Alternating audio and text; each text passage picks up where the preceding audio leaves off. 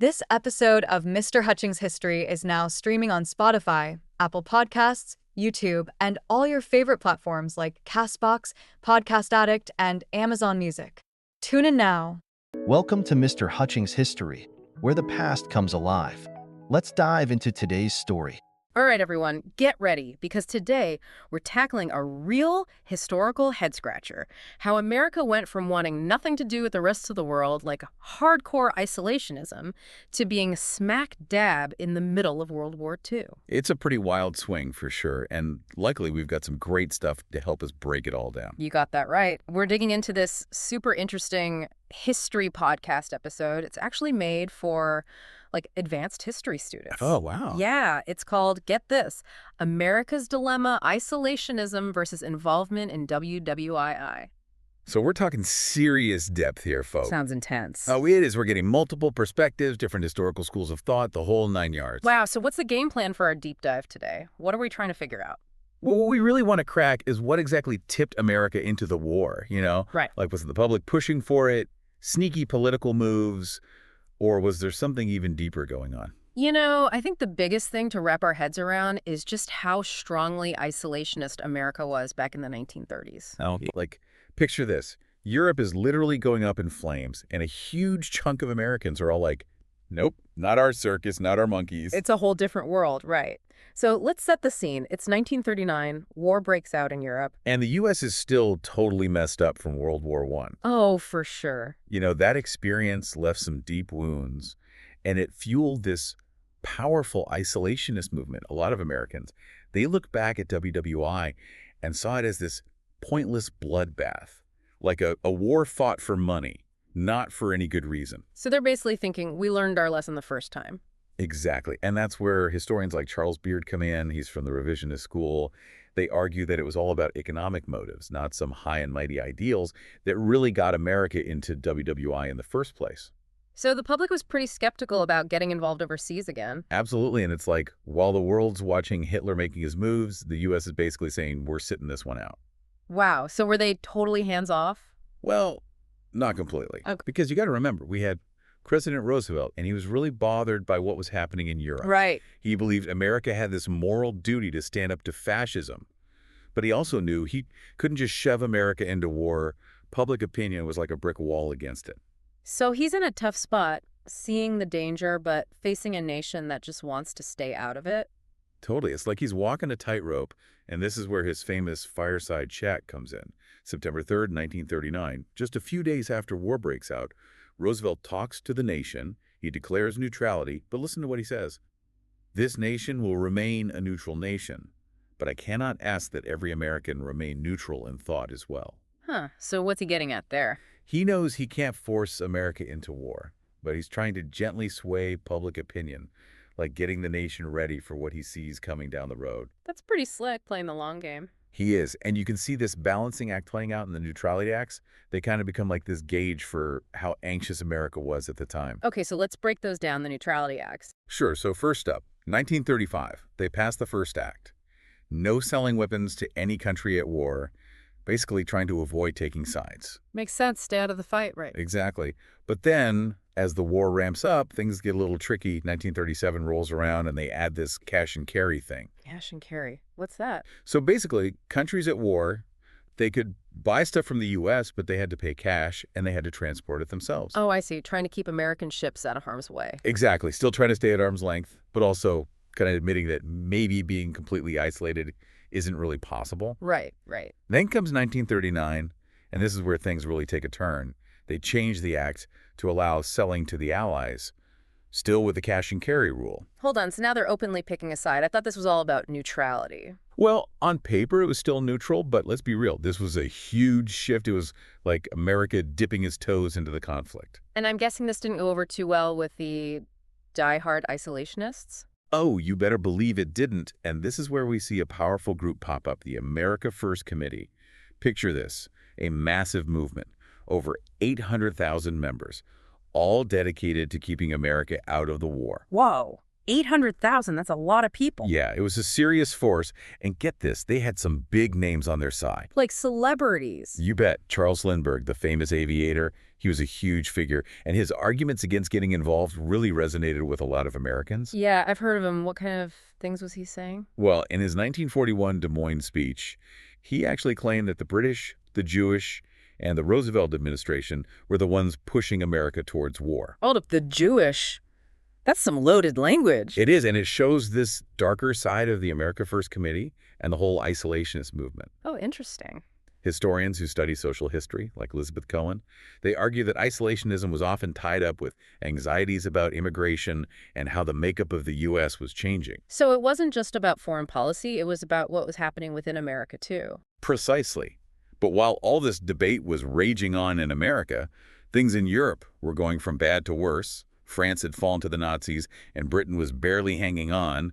Roosevelt knew the U.S. couldn't just sit back and watch forever. So he had to find a way to get America involved without totally going against public opinion. Exactly, and that's where Lend-Lease comes in. Okay, so Lend-Lease, let's dive into that. It's March 1941. Roosevelt comes up with this plan to help the Allies, but he frames it as self-defense, help them stop Hitler over there so we don't have to fight him here. Brilliant, right. Historian David M. Kennedy, he's from the Consensus School of Thought, he argues this was Roosevelt as best, knowing the danger but carefully maneuvering public opinion. So was this the turning point? Was America finally shedding that isolationist skin? It was definitely a step in that direction, but the real bombshell that shattered American isolationism was still to come. You're talking about December 7th, 1941, Pearl Harbor. The day that lives in infamy. Yeah. Yeah, Pearl Harbor, it's hard to overstate how massive its impact was. I mean, in a single moment, everything flipped on its head. Oh, yeah, totally. It's like we went from these heated arguments about staying neutral to, bam, the whole nation is united and ready to fight practically overnight. And it really shows you how even the most deeply held beliefs can be completely blown apart by events. You know, suddenly the danger wasn't something happening over there in Europe anymore. Right. It was right here on American soil, like boom. I can't even imagine, what it must have been like for people back then to go from feeling pretty safe and secure to being attacked like that. Oh, it's a total shock to the system. I bet for the people who were dead set against the war, it must have been a real mind bender. Oh, absolutely. Like having your whole world turned upside down. One day you're saying stay out of Europe's mess, and the next your country's at war. And it wasn't just the isolationists. You know, think about the people who had been pushing for America to get involved, the ones who saw what the Nazis were doing. For them, Pearl Harbor must have been like a horrible I told you so moment. Yeah, we were right, but at what cost? Exactly. It just goes to show you how history is made up of all these individual stories, individual experiences. You know, it's not just about presidents and policies. It's about real people dealing with these huge events. And those individual stories, they don't always make it into the history books. No, they don't, but they're so important for understanding what really happened, the human side of it all. Okay, so Pearl Harbor happens, America declares war. So does that mean the isolationist movement just vanishes?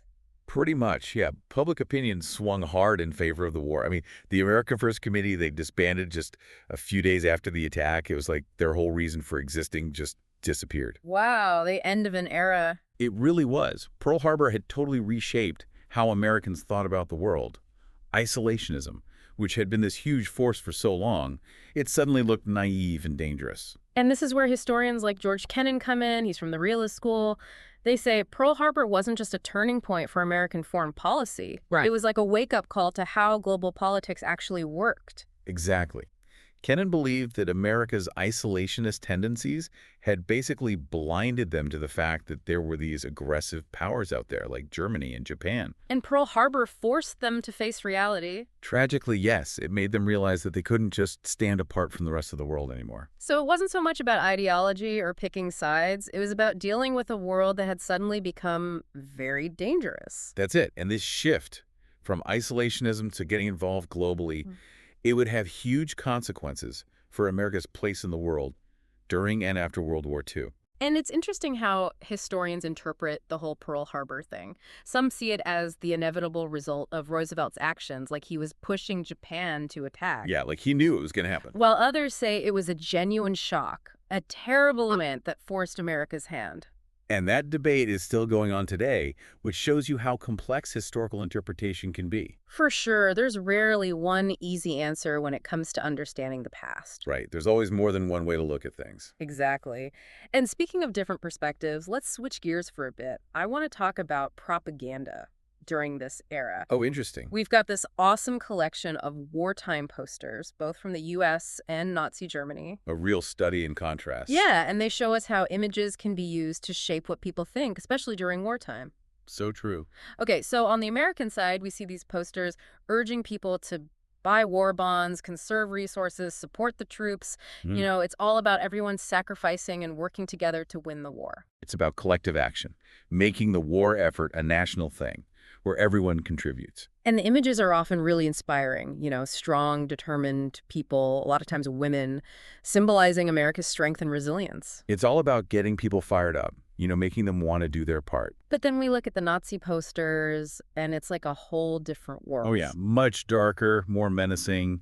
The focus shifts to power, dominance, racial purity, that kind of thing. They use all these symbols, eagles, swords, torches, trying to create this image of strength and superiority. And then there are the images of the enemy, totally twisted and grotesque, meant to make people afraid and see them as less than human. It's like the worst kind of propaganda, using distorted images and hateful language to control people. It's chilling, really. It shows you how powerful propaganda can be, how it can twist people's views and justify awful things. It's wild and kind of scary to see how these posters from two countries fighting each other present such different views of the world.